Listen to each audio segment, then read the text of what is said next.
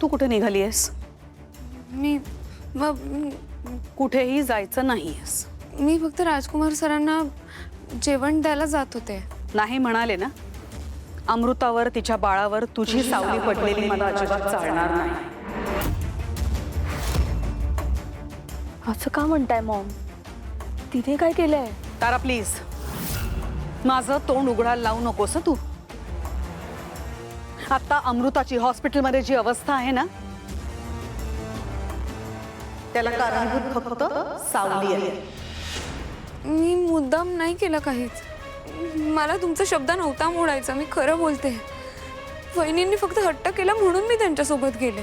तिने लाख हट्ट केला. तू तिचा हट्ट का पुरवलास मला सांग. तुम्हाला दोघींना मी बजावून सांगितलं होतं ना, डोहाळ जेवण होईपर्यंत घराचा उंबरठा ओलांडायचा नाही म्हणून. मग का घेऊन गेलीस तिला? हेच सांगितलं त्यांना.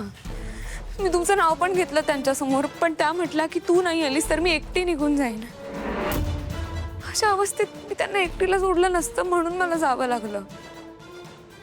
हो मॉम, ती बरोबर बोलती. ती वहिनींना सोबत म्हणून गेली होती त्यांच्यासोबत. काय झालं आई? अमृताने हट्ट केला बाहेर जायला.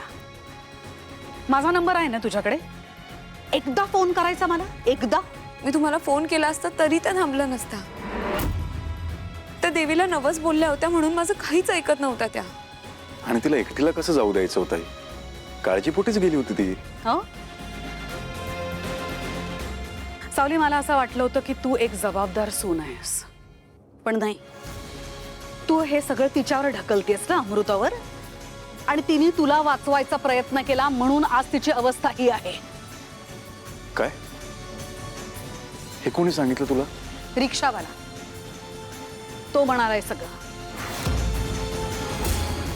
त्यांनी पोलिसांना स्पष्टपणे सांगितलं की त्यांनी स्वतःच्या डोळ्यांनी सगळं काही बघितलं.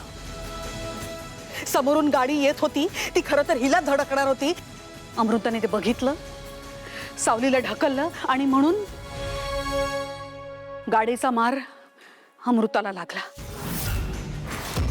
आणि म्हणून आज ती हॉस्पिटलमध्ये. नाहीतर तिच्या जागी सावली असती. तेव्हा माझ्या अमृताला, तिच्या बाळाला सुखरूप ठेव रे बाबा, सुखरूप ठेव. विश्वास ठेवा तिलोत्तमा मॅडम माझ्यावर. मी मुद्दाम काहीच नाही केलं. मी चांगल्या हेतूनच सगळं केलं. माझं फक्त एवढंच म्हणणं होतं की अमृता वहिनींचा नवस पूर्ण व्हावा बास. तुझा हेतू चांगला होता किंवा वाईट होता हे मी तुला विचारतच नाही, पण एक गोष्ट लक्षात ठेव. जर का अमृताला किंवा तिच्या बाळाला काही झालं ना, तर मी तुला माफ करणार नाही. या आधी सुद्धा मी तुला बजावलं होतं. अशी कुठलीही चूक करू नकोस जी नंतर सावरता येणार नाही. तारा, चल चल माझ्या बरोबर, आपण डबा घेऊन जाऊया.